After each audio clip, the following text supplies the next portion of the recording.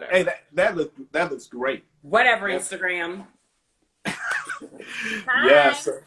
We'll officially start in about 2 or 3 minutes, but just want to make sure our connection is cool and catch up, you know. Agreed. Yes. I want you to talk about, feel free to talk about whatever's on your heart. You know, definitely talk about your business, your cosmetic line that has launched.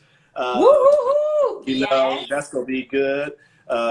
We miss you out in LA, you know, how you like being in ATL, you know, how you like being there.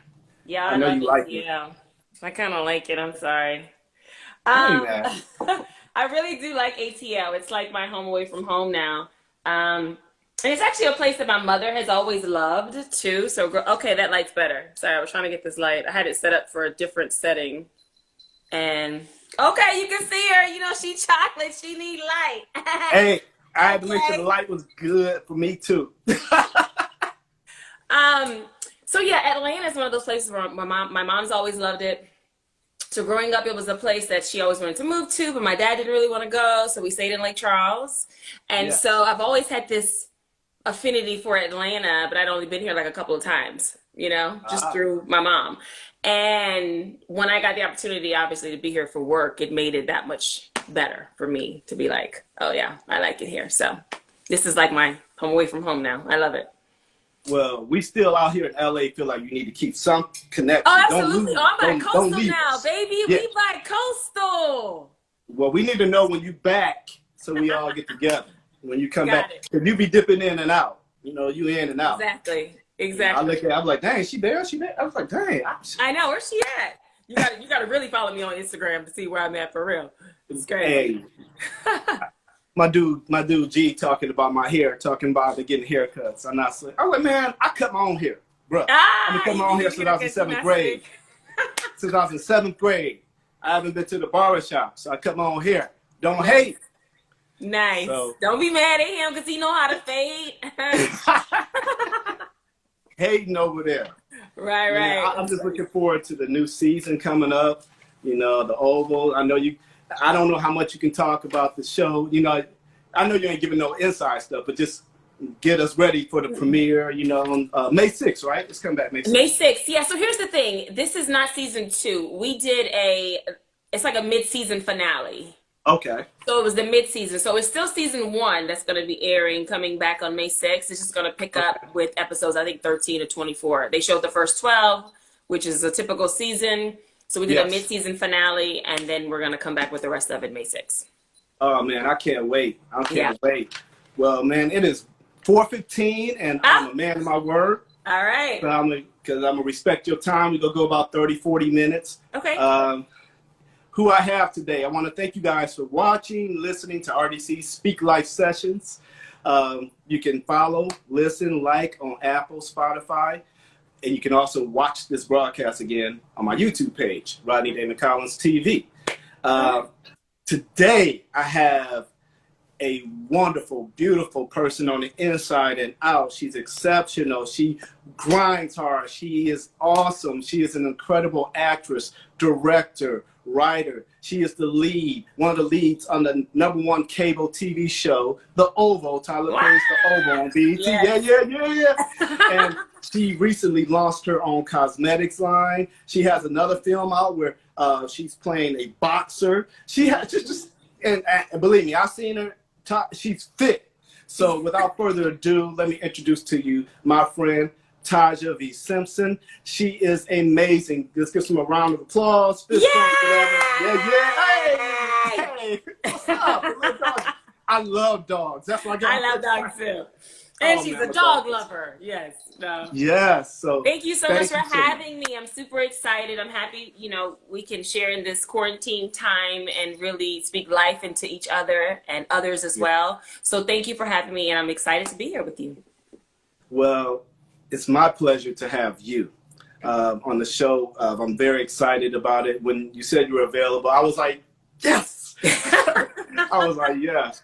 Because I started this first part of March. It's always been on my heart to do a podcast. And since, production kind of shut down, I was like, okay, I got time to work on something else. So I love speaking life to people. I love to encourage people. So I was like, man, I'm just gonna let my voice be heard. Amen. And then I decided to add very influential, positive, incredible people to my podcast by interviewing them. That's how you got here. So I'm thankful that you came. So, you know, let's just start a little bit. What's up, man? You in ATL right now, chilling. Is it hot there? It's a beautiful day today. You know, it rains a lot. Oh, look at that. She got better light. Did you see that, Jesus? Come through, Jesus. Come up. You better come down here and fix this ring light. Okay. Sorry. I know. I'm crazy. I know. I'm funny. Okay. So it rains a lot in Atlanta. I'm in the South, and it rains a lot more than what I'm used to from living in LA. So that's been my biggest adjustment is the weather, obviously, because I'm like a beach girl. I love being at the beach. I love that. So you don't really get that here. Yes. And then I have my 2 dogs here with me. So they looking at me like, yo, when can we go outside? You know, and I'm like, not today. Apparently it's storming again, you know. So that's been the biggest adjustment for me, I would say, is weather. But the weather is actually beautiful today. So I'm super grateful. All right. Oh, before I forget, Philanda said hello.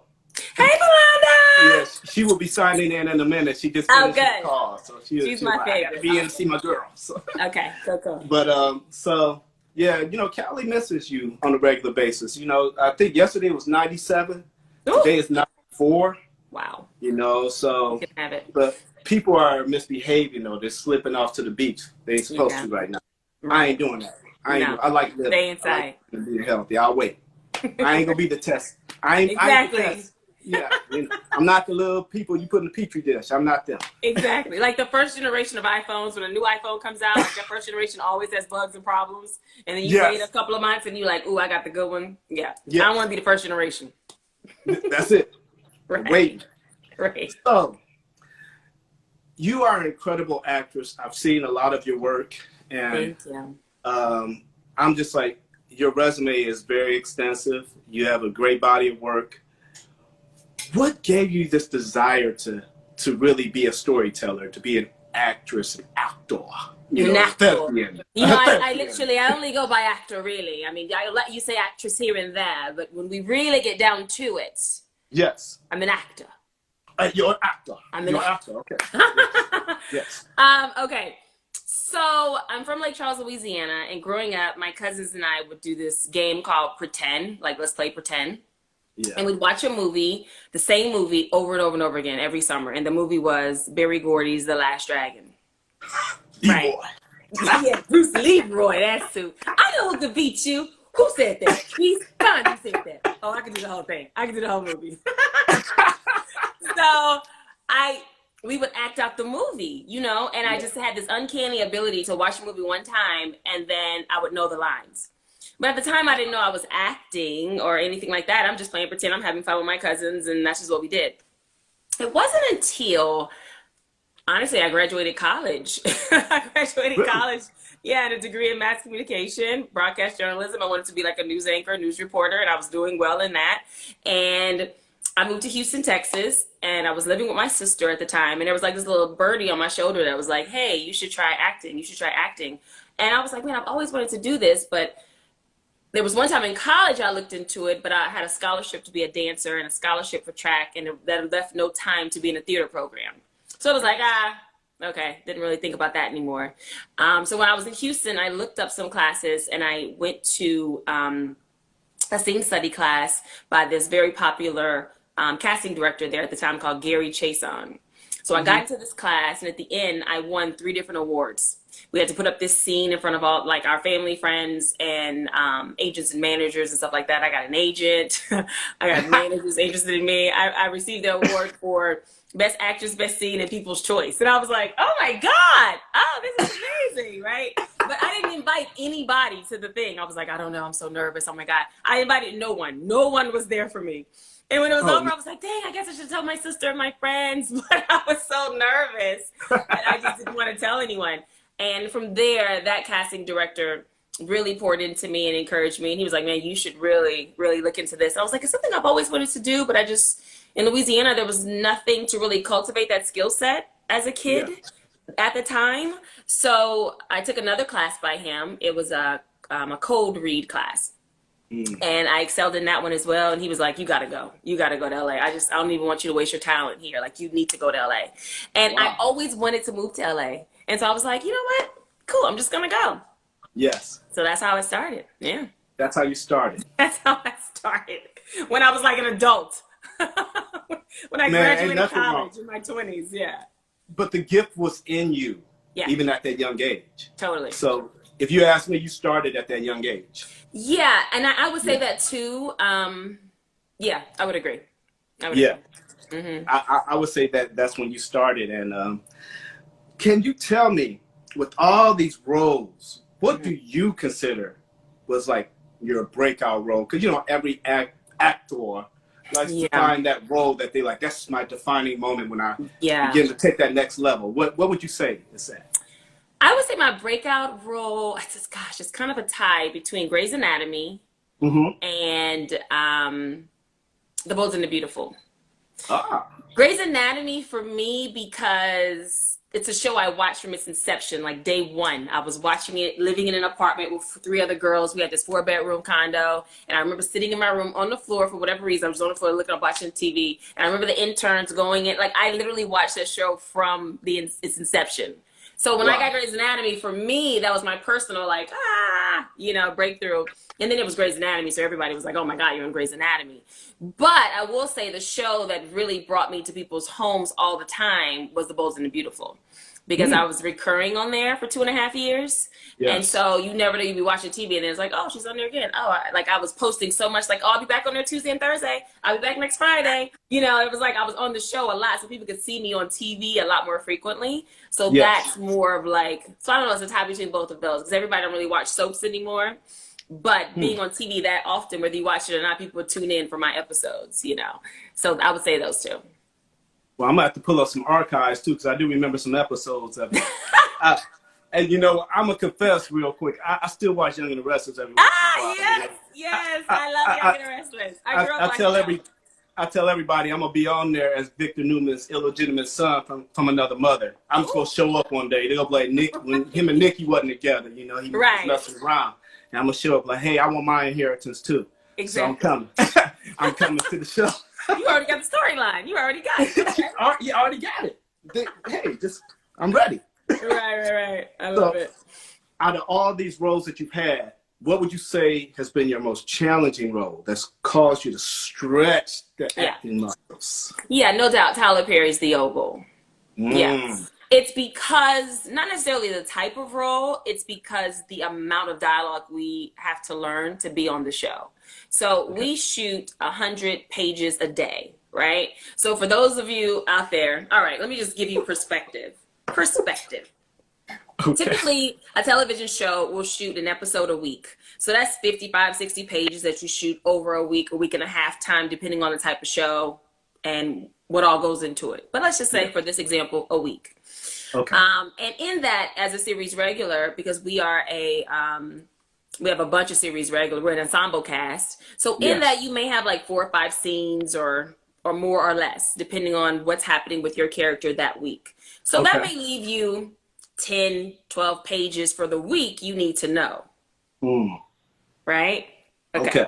All right. That feels better. It feels better. Or more, depending on, you know, which character you are. I'm lowballing it, right? You could be between 10 and 20, somewhere. Let's probably 10 and 20, depending on what's happening. But that's easier, because you can break that down to 5 pages a day. You typically shoot 5 to 10 pages a day. That's it. You do 5 days a week. That's your show. You're done. Okay. Tyler Perry shoots a TV show like a film, and films are shot out of order. So what he will do is, if, let's say, my character's name is Priscilla and I have a lot of scenes in the kitchen. So Priscilla's kitchen, while I'm in the kitchen, I'm shooting everything for the full 25 episodes at one time. Okay. So that day, for those pages, that could be 60 plus pages at one time. Wow. Right. Right. And that's just Priscilla's kitchen. Now, when we go to Priscilla's home, Priscilla and Sam Owen's home, I may have another 40, 50, 60, 70, 80. I don't know. It just varies. So typically shooting with him, my shortest day was, I think, like 18 pages or something. That was my shortest day. My longest day, or my biggest day, I would say, because we still shoot 12 hours, 11 to 11. I had 25 scenes. And I did not count those pages purposely because I didn't want to get in my head and be like, oh my God, I have 175 pages today. You know what I mean? Like, I didn't want to do that. I didn't want to do that. I was just like, No. I have 25 scenes. That's a more palatable number. I can digest that. And I wrote them all out like, okay, boom. I had my reader. He gives readers that are on set with you all day, that they work with you. So right before you're seeing, they're coming up like, okay, you ready for the next one? Okay, great. You're reading back. You just reading it real quick. Okay, got it. Shoot it. Boom. Next scene. Go with the reader. Boom. Shoot it. You know what I mean? Like it's literally, you're moving that fast and you're doing one, maybe two takes. For each one. So like you have to come ready. Yeah. Okay. You have to come. He doesn't waste time in you finding your character and the scene and in the moment and the process of it all, right? And it's all a process. You have to have done all that on your own. So when you get there, action. You found it. She's already there. You already know who she is, you know? Yeah. So that's the most challenging that really stretched me because I remember getting auditions for 14 pages, you know, for a series regular or something. And it's due the next day. You got to go in, and the next day you got to kill these 14 pages and be off book. Yeah. And I remember feeling like, oh my God, I got 14 pages. Now that I've experienced the Tyler Perry way and I've done, I don't know, 60, 80 plus pages a day, every day easily. Now I came out of that experience being like, man, I feel like I can do anything. It really allowed me to stretch and take the limits off my mind, right? Because that's what we do. We put limits on our mind. You put that on yourself when you say, oh my God, I have 14 pages. It's already daunting. Yes. It's already a lot. It's already too much. It's already, oh my God, how am I going to do this? It's already, I don't know that I can. Why didn't I get this before? You have all these reasons. But when you get put in the game at the last minute and they say, yo, I need you to come up to the plate and I need you to do your best. I need you to hit this ball out the park. Can you do it? Yes. Go. This is game time. This is everything we prepared for. It's everything we've prayed for. It's everything we've wanted. So now that you're in a position, you can't then say, oh my God, this is so much. No, you got to show up because you've already studied to show that self-approved. And now here you are. So just walk in it. So that's the role that stretched me, you know. Oh my. Now you said a lot of good nuggets in there. And okay. One of the things that really stood out to me while you were talking was the fact that there's some type of belief system you have that helps you really know that, hey, Taja, you got this. And yeah, it's 80 pages, whatever. I can handle this. Yeah. So can you kind of let us in a little bit, a peek inside of what your belief system is when it comes to this? Yeah, absolutely. So it's all about, you know, God and faith. But for me, it had to be more than that. So I went on this spiritual journey in like 2016, 17, and really trying to dissect that more. Because if I look around, I'm surrounded by a lot of Christians, and I'm surrounded by a lot of people who believe in God, who trust in the word, who stand on the word, who all these things, but they're not all as successful as what we all aspire to be. So I was like, okay, if we're all doing the same thing, and we're all pretty much getting the same results, something that we're all missing, right? Yes. And for me, what was missing was this small connection between understanding the role of God and understanding your role as well. So I had to look at life like life is a game to play. God has a role to play, the devil has a role to play, and you have a role to play. Like if you're all in the game, everyone has a role to play. Right. Right. So you have to surround yourself with the word of God. That's the armor of God. So that's the armor. Right. So when you're going out in life, you've got the armor on you, which is the word of God. The devil's job is in the same game, but he also knows the game. He knows the word play. He knows everything. But that's his job. He's supposed to. When you're in a Super Bowl, you're supposed to be going up against the best team in the league. So they know the game. They know what they're trying to do. So you can't get mad and be, woe is me, because he got you on this play. Nah, devil. You know what I mean? So now you got to look, I had to look at it different. Yes. And then I had to really break down a lot of the scriptures that I would hear all the time and scriptures that I would use in my personal life and really get to a place where I can connect with that. Like my motto is speak life over your life. Life and death is in the power of the tongue and those that eat the fruit thereof, right? So are you going to speak life over your life or are you going to speak death over your life? Oftentimes we speak in such a negative way, unbeknownst to us. It lives in our subconscious mind. Yes. Oftentimes we do that so much, we don't realize that we're focusing on the things that we don't want, which is then manifesting and showing up in your life because you have like literally professed this over your life. So I had to then stop and look at me. I said, okay, I took a few days and I really was cognizant and monitored every single thing I said. Yes. And if I said something negative, I had to take 5 to 10 statements that counter that negative thought, that countered that negative thing. And I found myself in situations like, wow, okay, how do I say this in another way? Right? Yes. But once you realize that, you're like, wow, I'm literally getting ready to say something that's totally against what I want, but yet I want this, but I'm speaking against it at the exact same time. So it's never going to show up in your life. So once I started to dissect me and deal with me, then I got a better understanding of life, better understanding of the word of God, right? Yes. Better understanding of all of that. And that's when I became successful. Yes. Man, you got me sitting back. I call myself the master manifester. The master manifester. The master I like manifester. That. You got me sitting like. And I say that with power and I say that with belief because when I make my mind up of what I want, when I decide, it's always decides, what do you want? What do you want, Taja? Sometimes I don't know and I got to really sit and think and meditate and pray on what do I want? What do you want? Once I decide what I want, then it's just about keeping it in my psyche in such a positive way until that thing manifests. But here's the thing. Vibration precedes manifestation. You're only going to attain and get in your life at your level of belief. So if your level of belief is $100, you're not going to get 1,000. So you got to ask, so if you put it on a scale, you got 100, 1,000, and 10,000. Where are you on the scale? I'm at 100,000. Okay. Right. Or 100,000. Where are you on the scale? But if that has not manifested in your life, then you know your level of belief isn't there because you don't have it. Yes. You got me sitting here like I felt that was a word. You got me sitting here like the old church mothers back in like doing one of these. Praise God. Jesus. Praise God. Thank you, Jesus. Yes. Everything you said, the master manifester, not only has it helped your career to a great degree, but look what it's led you to. You are now a business owner because you recently launched a business, right? Your own cosmetics line. And I'm going to shut up and let you talk about it. Hold on. I got this ready for you right quick. Hold on one second. Let me show y'all. She came prepared for her interview today, right? Yes, I like that. She's ready. Ready. Okay, yes. So, okay, the story behind this is so interesting because I knew I wanted, okay, back up. Forever growing up, I would never wear lip color because I was always told I was too dark to wear lip color. It's not going to look good on you, too dark, you too dark. Remember, I'm from the South. I'm from Louisiana. Yeah.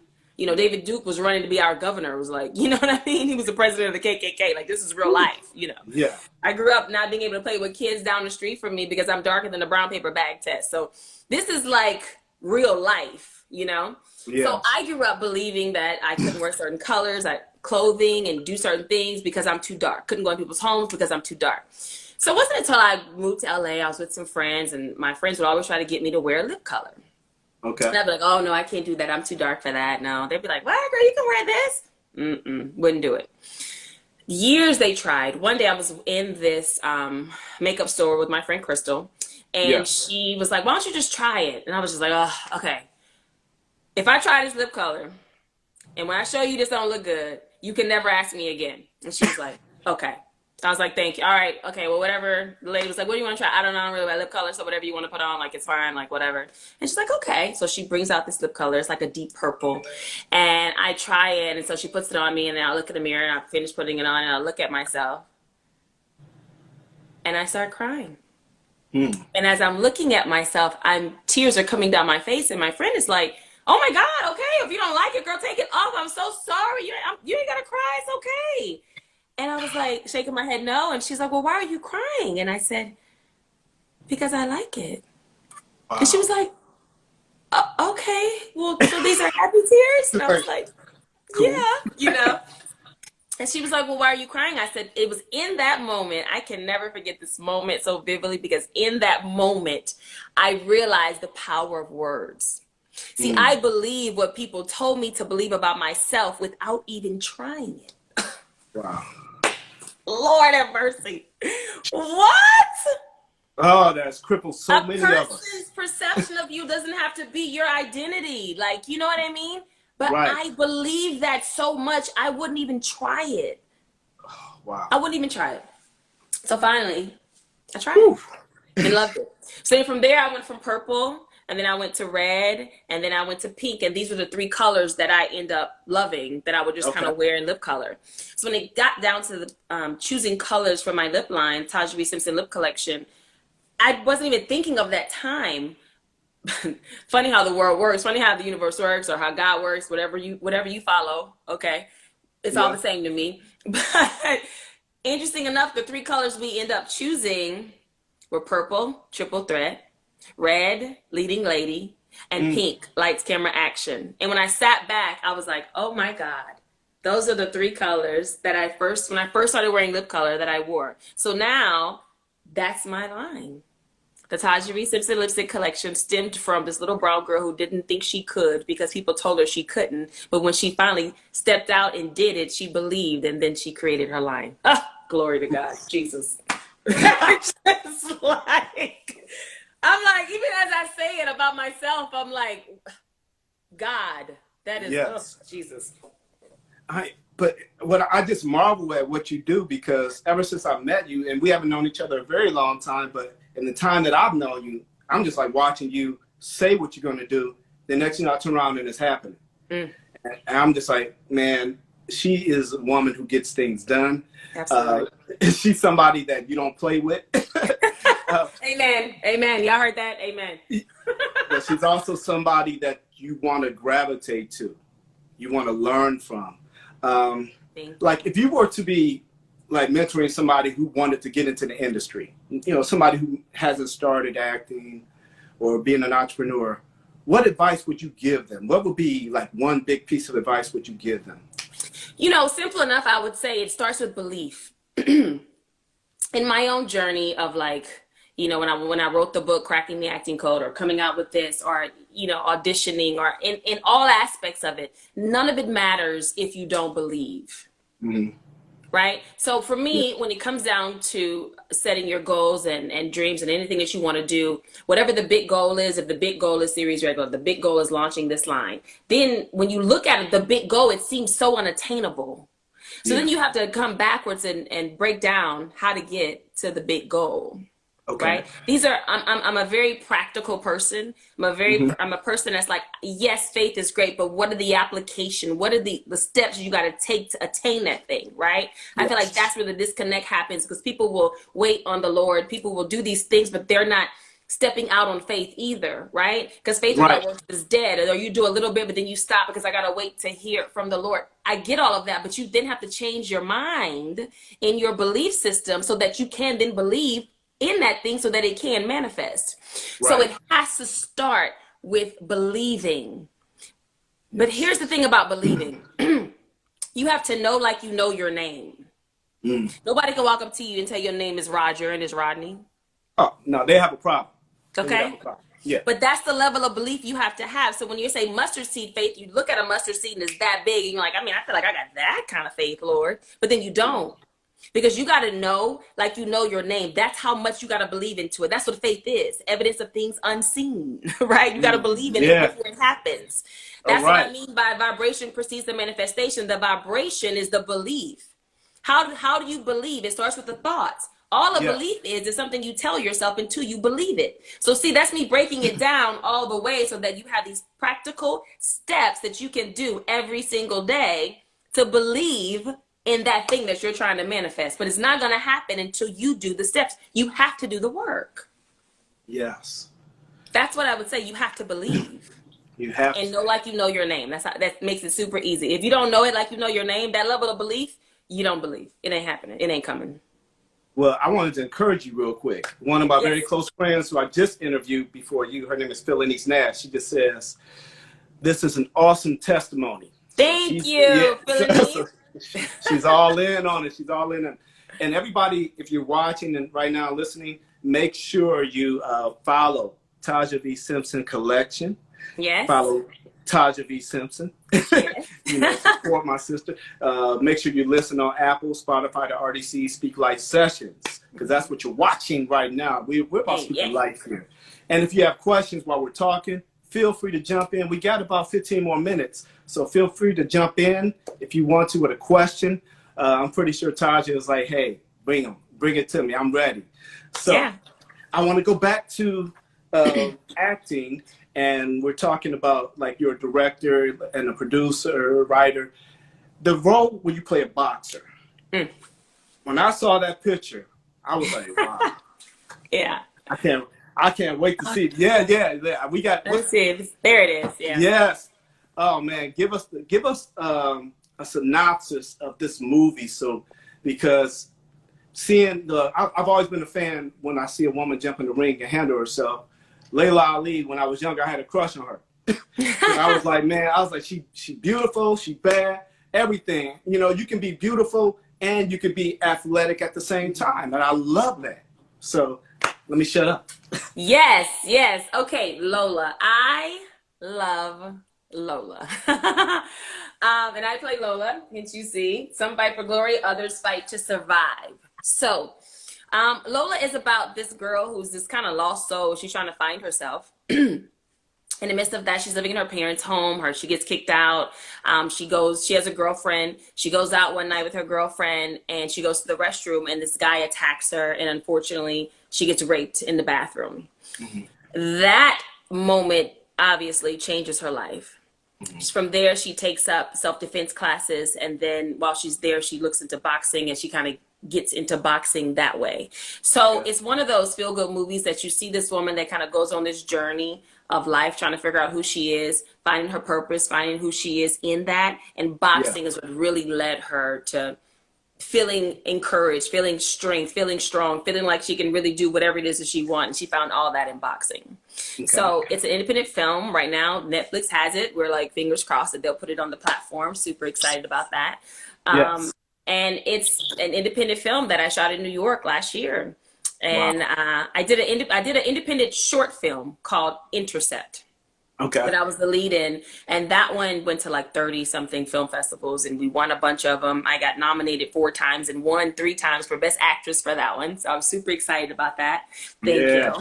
Well, at one of the film festivals, the director of this film saw my performance and reached out and tried to contact me and been like, oh, I got a movie for you. I think you'll be great. If I just read the script, if you like it, it's yours. Right? Come on. And I'm like, oh, okay. As I'm reading this, come to find out, I'm like, I remember submitting for a boxing movie. Let me go back and look. Yeah. So he came to me and he's like, well, sorry.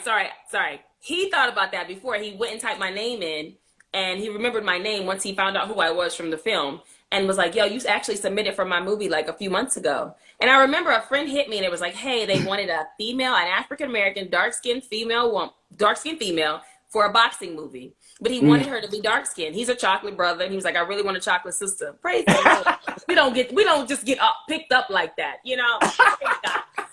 Hallelujah. So I had no boxing ability. None whatsoever. I'd never boxed before. But I was like, man, I'm athletic. I've always wanted to be a boxer. Okay. Yes. And I submitted and then he found me.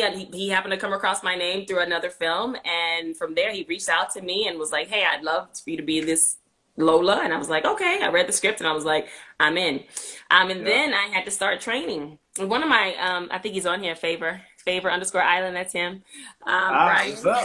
Brian Reynolds. He's my boxer trainer. And so there's a I don't have it on here, but there's a video on my Instagram where I'm actually mimicking him because he has a video where he's sitting there and he's turning over and he's going so fast and he's like, right? And so in the movie, my goal was like to match him and look like that. And I was like, yo, I want to look like that. And so I did it in the movie. And so they were like, oh God, we got to film that and add this as a B-roll or something. Like, oh man, that's great. And so I did it, and it actually made the film. And so it was like this moment that I put up on Instagram. And everybody's like, "Wait, are you really moving that fast?" And I'm like, "I know, right? Yeah, I did I it. get hands. I get hands. I get hands. I got hands, y'all, for real." But yeah, Lola was one of those things that I don't know. I've always said I wanted to do it. So when the opportunity came, I was like, I'm here for it. And so I literally put my blood, sweat, and tears into making that movie. And so I would look like, a boxer, a beginner boxer was the goal. Yeah. I can't wait for it to come out on Netflix because I know it's going to be there. I'm not even saying if, when it comes out When? on Netflix. Thank you. Yeah. Thank you. There's Thank no you. if, there's no try. It's only do. Hey, It's that's only it. doing. Philanice also just said, how or where can your products be purchased? Yeah, Where- so it's where- TajaVSimpson.com. Let me put the comment in there, honey. www. It's Taja V Simpson. Yeah, Yes. so in.com. Yeah, so that's my website. It's TajaVSimpson.com, and you can purchase. Right now, we have Leading Lady, which is the red what I'm wearing today. Looks very nice. It And looks very nice. well, Yes. thank you, darling. And Yeah. the pink, which is lights, camera, action. The triple threat, which is the purple, is already sold out. And right now, I can't get any because of COVID-19. But it's moving, and that's the second time it's sold out. So I'm really excited. It's doing really good. Oh, Yeah, good. I'm super grateful. Oh man, you are just killing me. For everybody who just signed in, thank you guys. We're talking with Taja V Simpson, amazing actress, actor, entrepreneur. I'm making sure I'm getting myself, or thespian, amazing thespian. Yeah, she has thank it. you. She has the gift. Thank you, So, sir. I appreciate it. I wanted to ask some fun questions too of Yeah. you. And everybody, if you're watching, if you want to ask Taja a question, get it in. We got about 5 more minutes and she'll be gone for a little bit. So you don't want to miss out. You don't want to miss She'll be back out. with you. The Oval is getting ready to come back May 6th. Make sure you watch on BET. Yeah. Support. The It's the Oval. number one That's show, me right rated there. show on cable. There she is. There she is. Yay. Show that love. That's great. Do you have plans to produce your own projects in the near future, say next 2 to 3 years or so? Yeah, absolutely. So interesting enough, and I don't have anything to share on here. I didn't prepare to do that, but No worries. go ahead because I feel it in my spirit. You got to speak it, right? You have to You speak gotta it. speak it. So yes. So one of my best friends, his name is Michael McGowan. Mhm. He and I have just created our own studio called Simpson and McGowan Studios that will live in Lake Charles, Louisiana, where we are from. Yes. So we specifically wanted to do Louisiana and then also Lake Charles because we're from Lake Charles, Louisiana. Louisiana offers a beautiful tax credit of 40% and then additional 5% if you shoot outside of New Orleans. Oh, wow. Because New Orleans is already established, right, as a film city. So Yes. we are in the process of doing that right now. We have met with like the mayor, the school boards. We have a whole, film program. The goal is for Lake Charles, Louisiana to be a place where if you, as an independent or established, production company want to come and film, you will then have the manpower to do that. So we Wow. want to educate them, educate students, educate, men and women of all ages who wants to be a part of the film industry. So that's Yeah. our job. That's our goal, as well as filming. So we have so many movies that we're, creating right now, TV shows and all that stuff. So we're in the process, the very preliminary process of all of that. We looked at land, like it's moving. COVID has slowed everything down, obviously. Yes. It's still in the process of moving. So that's what we're doing. It's called Simpson and McGowan Studio. So we have a lot that's going to be coming under that platform. And with COVID slowing it down, it's just slowing it down so you have more time to get ready. So when it launches, you ready to go and Exactly. everything come back. And That's all it is. so true. COVID has allowed all of us to realize, and I've been saying this forever, you have to have an online business. You have to have an online business because my goal isn't to have to always physically be somewhere to make money, right? Yes. An online business or something like that it can be very turnkey and can work. Your money has to work for you. That's the only way. Yes. I don't want to be 65 years old having to teach an acting class. Not interested in that. You know what I mean? It's like, nah, I'm That's not the goal. The goal is to be traveling and I've already done the work and then it can kind of keep going because the rules are still the same, Yes. or whatever that business is for you. I'm always empowering women, especially to like create your own lane, whatever that is, go do it. Why not? So that's something that we're doing. That's in the process of that. So yes, sir. Well, thank you. One of my brothers just jumped in, Branson Wright.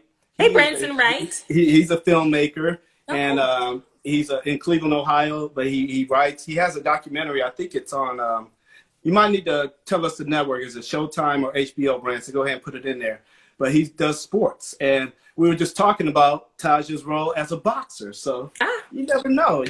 That's what the beauty of this is. You just never know how relationships work, and next thing you know, he called you like, "Yo, Taja, I got another role. You want to look at this?" You just never know what happens. And I'm so down for it. I really want to do another role as a boxer. Yeah. But I like, athletic roles. Like my dream role is a superhero.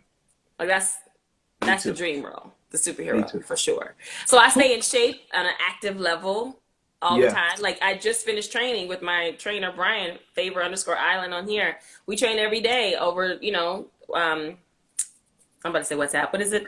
FaceTime, over FaceTime or Zoom or whatever, just a video, workout. And we're here I'm in my house, he's at his place, and we're getting it in. So I when I went on that spiritual journey, it wasn't just changing my mind, but I changed how I spoke, I changed how I thought, I changed how I ate, and I really focused on keeping my body in shape. Because your body's a temple. So I wanted to take care of me, mind, body, soul, spirit, 100%. Yes. Yeah. We had a responsibility. Absolutely. And, that's like me too. I love action roles. I like to be physical as an actor, and I like to be, I don't know if I ever play a boxer. Well, I do. Let me change it. I'm stopping myself. We just talked about this. Yeah. I can play a boxer. I would love. Totally. I'm fit. Who's your favorite superhero? Wonder Woman. Wonder Woman. Wonder Woman. Yeah, I say that because I want Wonder Woman. Okay, the story of Wonder Woman. She has a black sister. Her name is Nubia. Right? So whenever, Wonder Woman is from this world of all women. So really quickly, whenever her mother went to the gods and was asking for a child, she had a white clay and she had a brown clay. And so she was blessed with twins. She had a white daughter, which we know as Diana, and she had Nubia. Well, I think it was the god of Mars. I forget which god came and stole one of the babies, and he stole Nubia. Yes. So Diana never knew that she had a sister. It wasn't until that Nubia was hearing that there was another Wonder Woman, and she's like, I'm the only Wonder Woman kind of thing. Yeah, and they end up fighting against each other. And as they were fighting, they were realizing something was very familiar with each of them. Long story short, they realized who each other were. The mother confirmed it so that they're sisters, and then they end up fighting against this larger war. So I would love, for DC Comics to come out with Nubia's story of Wonder Woman, because we only know about half of Diana's life. We don't know about the other half with her sister. So I say Wonder Woman because, Patty Jenkins killed the movie, the director for Wonder Woman. And, Gal Gadot was like amazing in it. So I'm like, yeah, I'm here for you, God. Let's go. Ah!